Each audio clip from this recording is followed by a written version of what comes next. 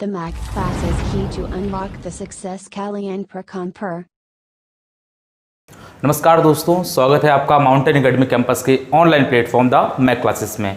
अभी तक हम लोगों ने अर्थव्यवस्था के परिचय के बारे में बात किया था, फिर उसी में थोड़ा सा हम लोग आगे बढ़े थे, इन्फ्लेशन क्या होती है और इन्फ्लेशन के क्या प्रकार थे। उसी क्रम में आज हम लोग बढ़ रहे हैं। इन्फ्लेशन को कंट्रोल किसके द्वारा किया जाता है, क्योंकि हम लोग जानते हैं इन्फ्लेशन किसी भी सरकार के लिए एक बहुत ही बड़ा मुद्दा होता है। इन्फ्लेशन के ज़रिए कोई भी सरकार आती है जाती है, उनके मुख्य आधारों में से एक चुनाव का जो एक मुख्य मुद्दा होता है वो क्या होता है, मुद्रास्फीति होता है, अर्थात महंगाई होता है। तो सरकार चाहती है कि महंगाई को नियंत्रण में किया जाए।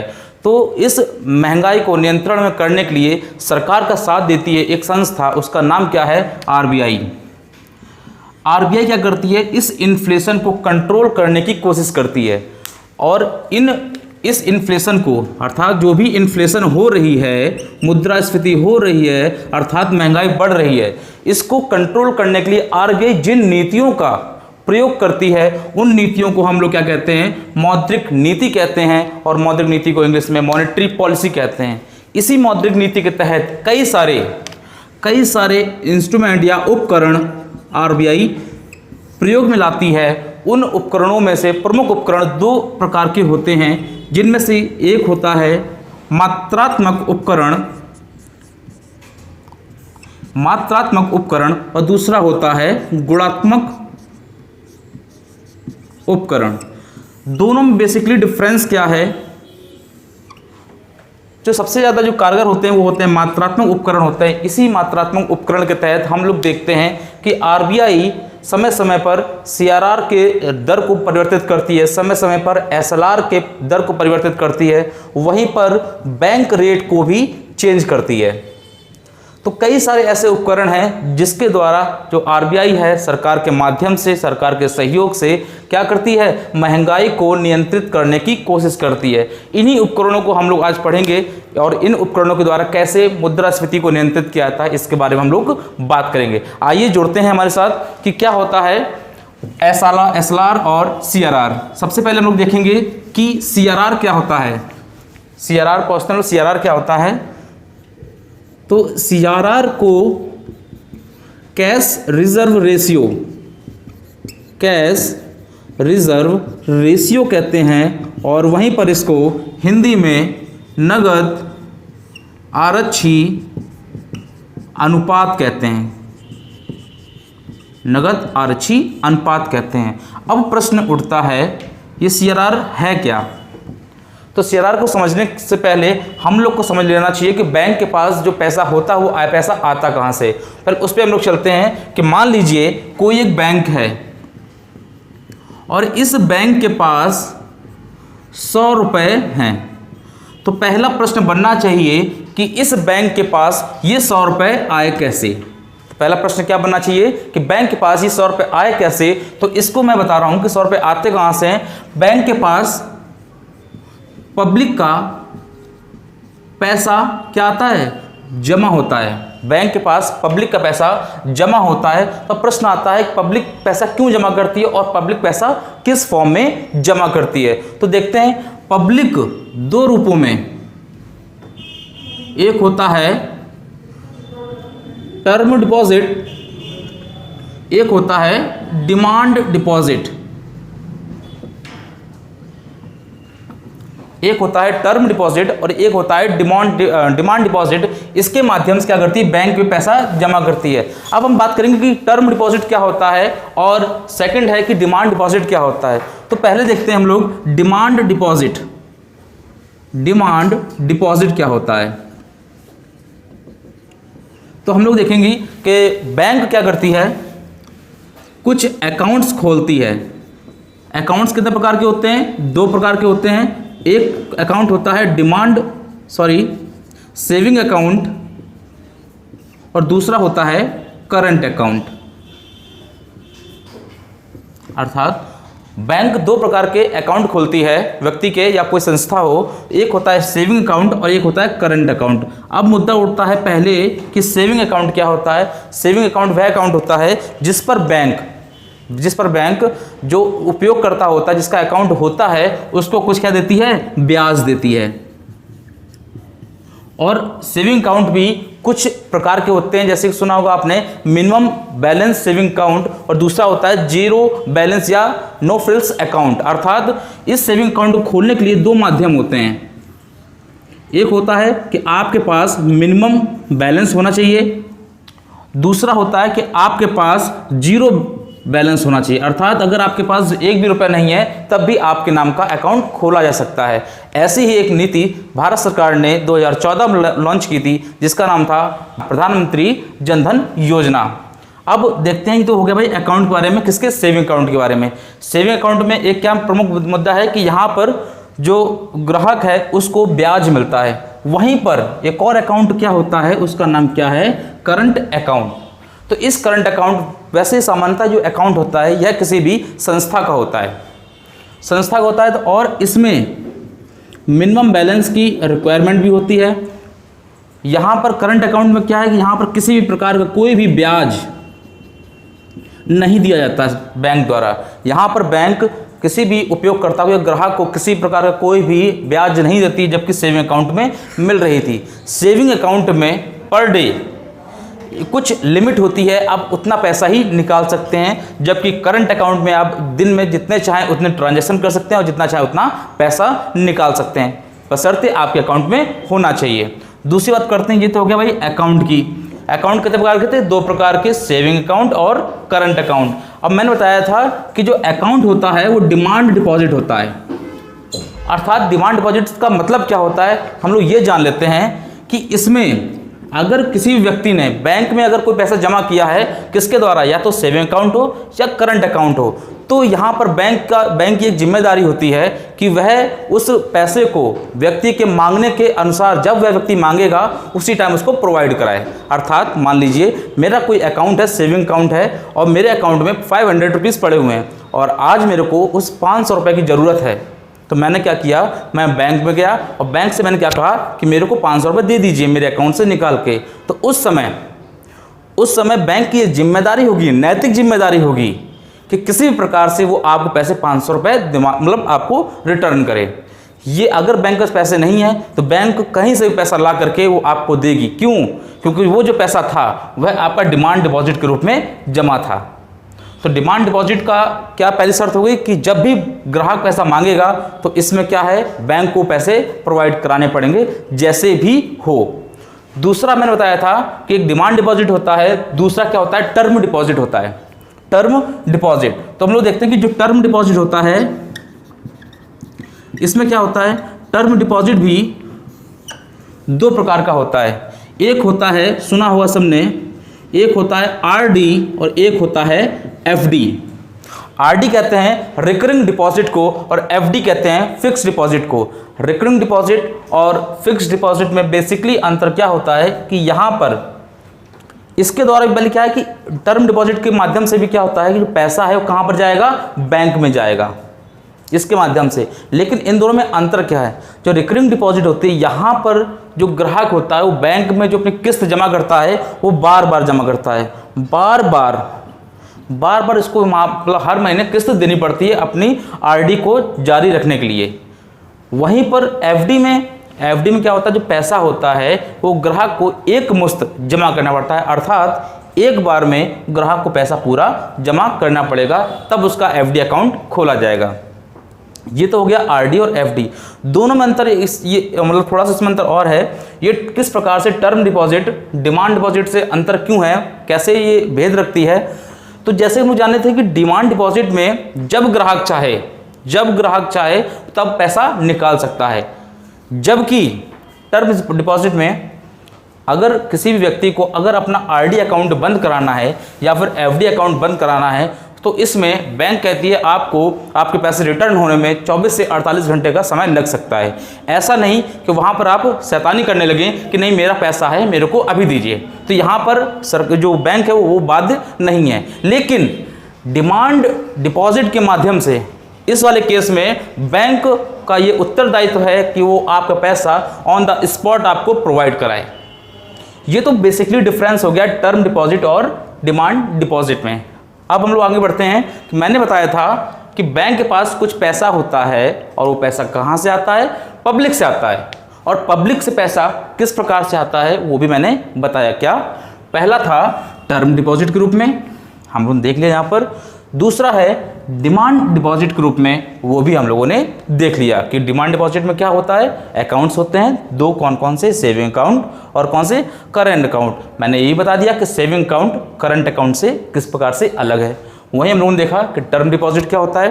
टर्म डिपॉजिट में दो चीज़ें, आरडी और एफडी, दोनों में अंतर क्या है मैंने बताया था कि जो आरडी होती है उसमें पैसा जो है आपको हर महीने धीरे धीरे करके जमा करना पड़ता है, और एफडी में क्या है, पैसा आपको पूरा ही एक साथ जमा करना पड़ता है। अब हम लोग वापस आते हैं कहाँ पर, अपने बैंक में, कि बैंक में क्या, कि बैंक में पैसा कहाँ से आया, पब्लिक से।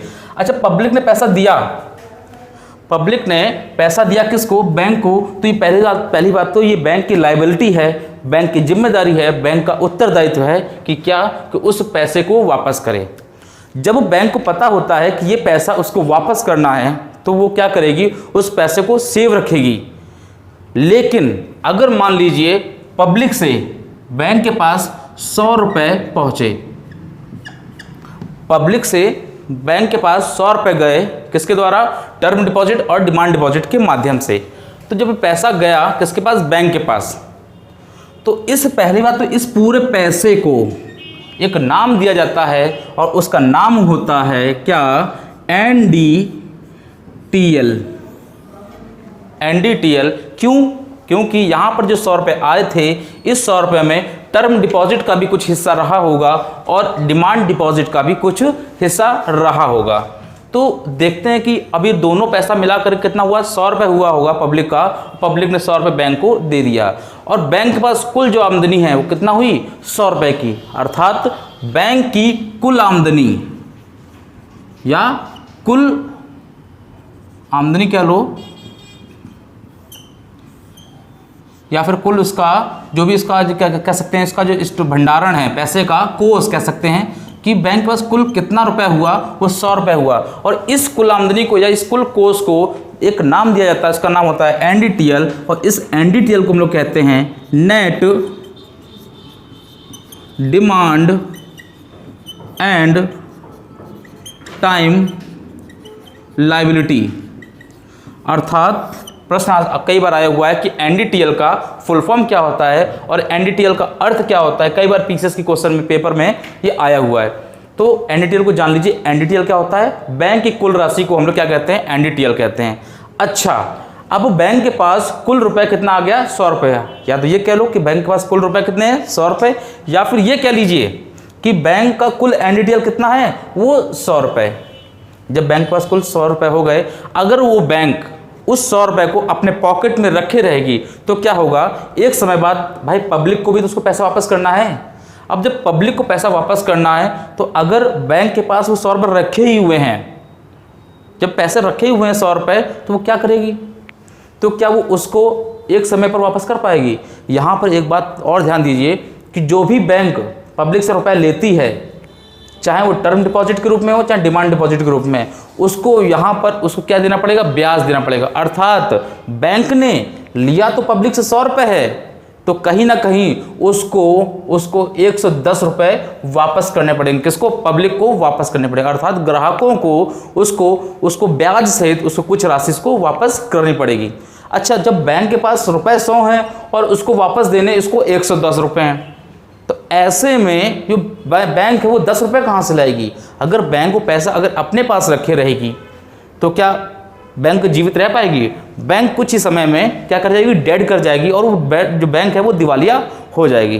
तो ऐसे में बैंक क्या करती है, वो अपना और बैंक के खुद के भी कुछ खर्चे होंगे, तो यहाँ पर क्या होता है, जो बैंक क्या करती है अपने खर्चों को निकालने के लिए और पब्लिक का ब्याज वापस करने के लिए बैंक एक कार्य करती है, और उस कार्य का नाम होता है बैंक लोन देती है।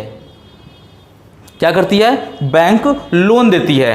अब हम लोग देखते हैं कि बैंक लोन किस किस तरीके से देती है और बैंक लोन किसे देती है।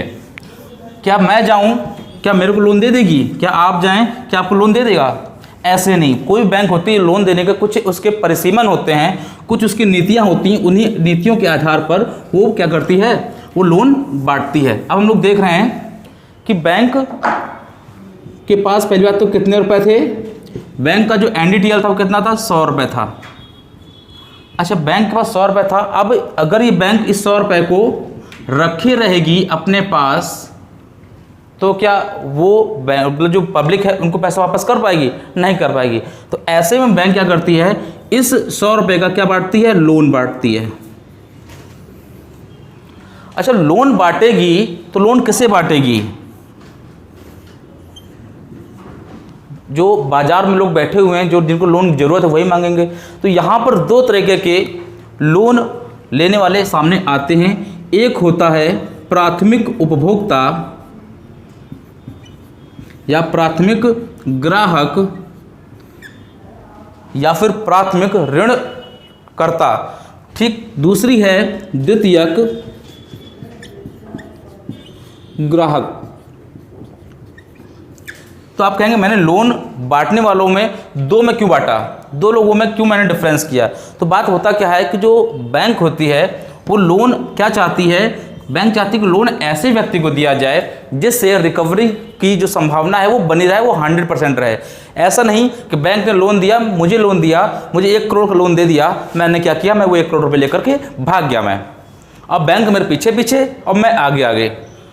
तो जो विजय माल्या ने किया, जो भी कई सारे चले आ रहे हैं अभी तक, वो लोग क्या कर रहे हैं, बैंक पैसे लेकर भागे जा रहे हैं और बैंक क्या हो रही हैं, वो नुकसान में जा रही हैं। तो बैंक क्या करती है, पहले वो देखती है कि जो कस्टमर है, जो ग्राहक है, क्या वो पैसा वापस कर पाएगा। पहले वो देखती क्या अगर वह जो ग्राहक लेने आया है लोन, क्या वह सरकारी आदमी है, क्या वह सरकारी आदमी है, या फिर उसका जो बैकग्राउंड है, बैंकिंग हिस्ट्री है, जो बैंकिंग हिस्ट्री जो है उस ग्राहक की अगर बहुत ही नीट एंड क्लीन है, तो वह लोन प्राथमिक ग्राहक को बड़ी ही आसानी से दे देगा। गवर्नमेंट एम्प्लॉय होते हैं, उनको आसानी से लोन मिल जाता है। वहीं पर जिनका बैंकिंग हिस्ट्री अच्छी, अर्थात जिसने लोन लिया हो पहले से और उसने समय समय पर अपनी किस्तें पूरी चुकाई हों, तो उसको अच्छा ग्राहक माना जाता है, उसको प्राथमिक ग्राहक माना जाता है। और ऐसे में जो लोन जो बैंक देती है ग्राहकों को, वो लोन प्राथमिक ग्राहकों को देती है। वहीं पर अच्छा ये बताइए, जो प्राथमिक ग्राहक होंगे सरकारी और जिनका बैंकिंग हिस्ट्री अच्छी होगी, तो यहाँ पर रिस्क ऑफ फैक्टर है, अर्थात बैंक के लिए जो खतरा है पैसे का, कि पैसा डूब ना जाए, क्या यहाँ पर खतरा ज़्यादा होगा? नहीं, यहाँ पर जो खतरा होगा वो कम होगा। यहाँ पर खतरा बहुत ही कम होगा, कह सकते हैं ना के बराबर हो, ना तो नहीं कह सकते हैं, लेकिन फिर भी बहुत ही कम होगा। अर्थात जब बैंक को पता है कि वो पैसा उनका डूबेगा नहीं, तो क्या वो उनसे जो ब्याज है वो ज़्यादा लेगी, कम लेगी? तो प्राथमिक ग्राहकों से जो बैंक ब्याज लेती है वो बहुत ही कम लेती है। तो ऐसे में ही कहते हैं हम लोग, एक शब्द निकल के आता है सामने, PLR। अच्छा, आप कहेंगे PLR क्या होता है? इसे कहते हैं प्राइम लैंडिंग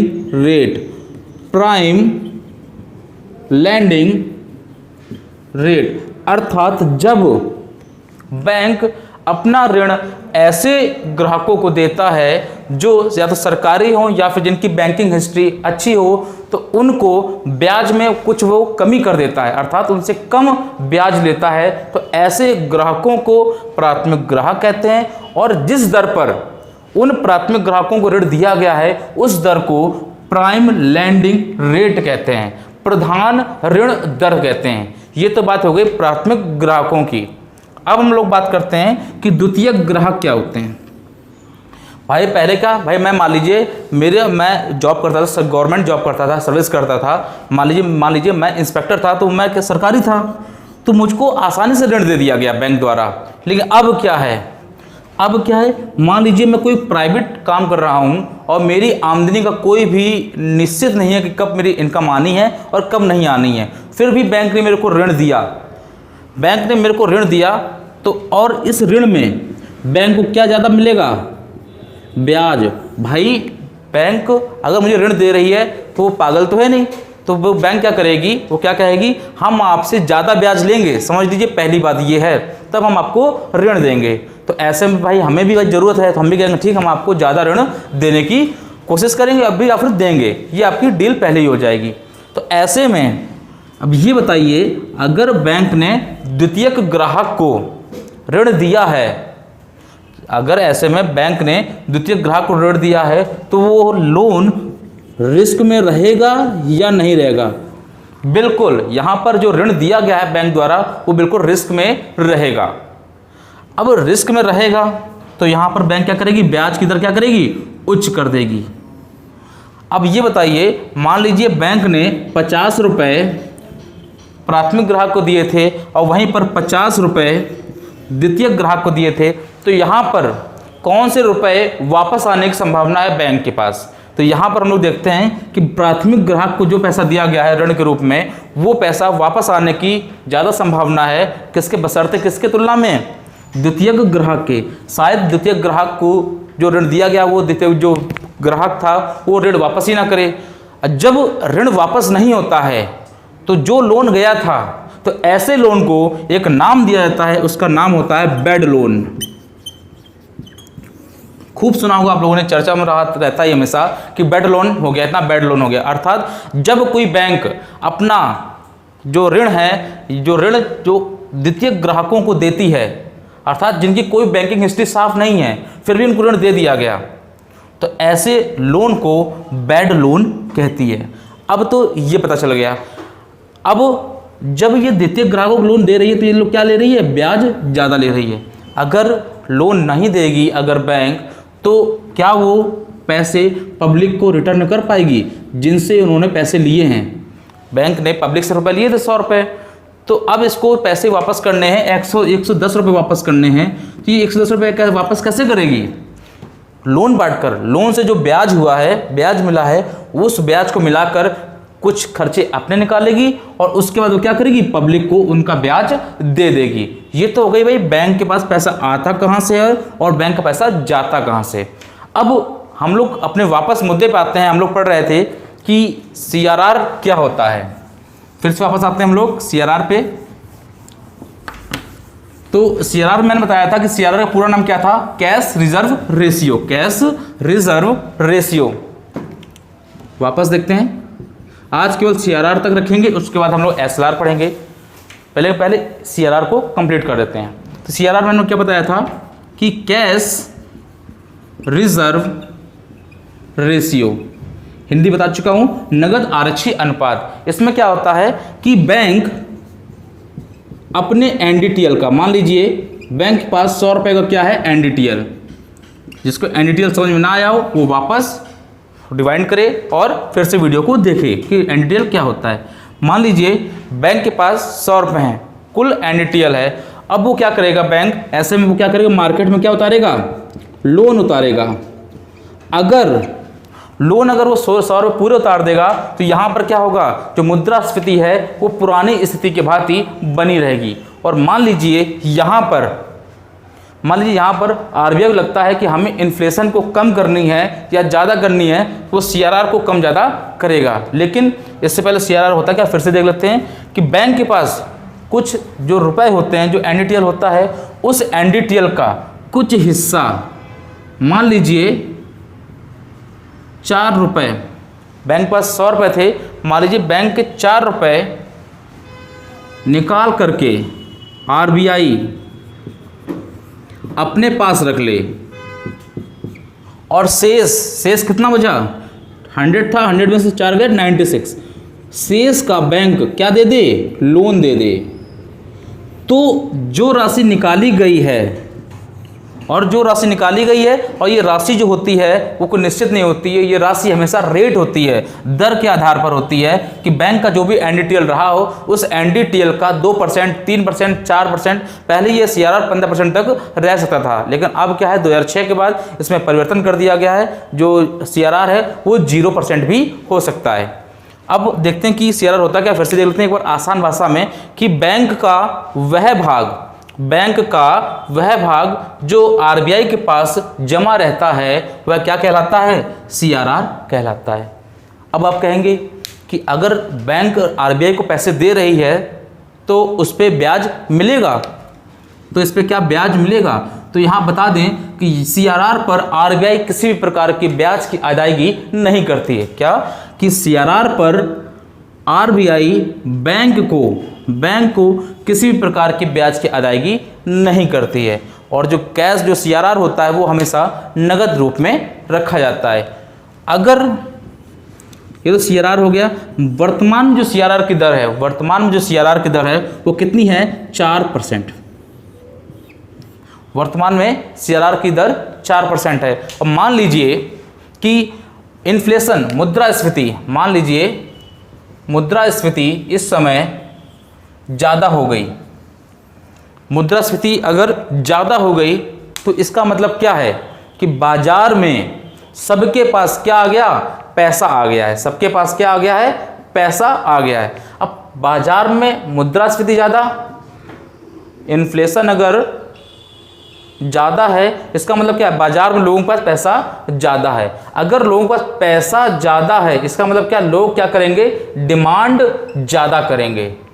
अगर डिमांड ज़्यादा होगी और अगर कंपनी जो चीज़ डिमांड, जिस चीज़ की डिमांड की जा रही है, अगर कंपनी उस चीज़ की सप्लाई नहीं कर पाए, अगर उस चीज़ की सप्लाई ना कर पाए प्रॉपर रूप में, तो यहाँ पर क्या हो जाता है? यहाँ पर जो डिमांड की गई है और जो इसकी जो कॉस्ट थी उस प्रोडक्ट की, वो क्या हो जाएगी? अपने आप ऑटोमेटिक बढ़ जाएगी। तो ऐसे में क्या करती है भाई? पूरी गलती कहाँ पर थी कि बाजार में पैसा ज़्यादा आ गया था। अगर बाजार से अगर पैसा हम लोग कम कर दें, अगर बाजार से पैसा अगर कम कर दें तो लोगों के पास पैसा कम होगा।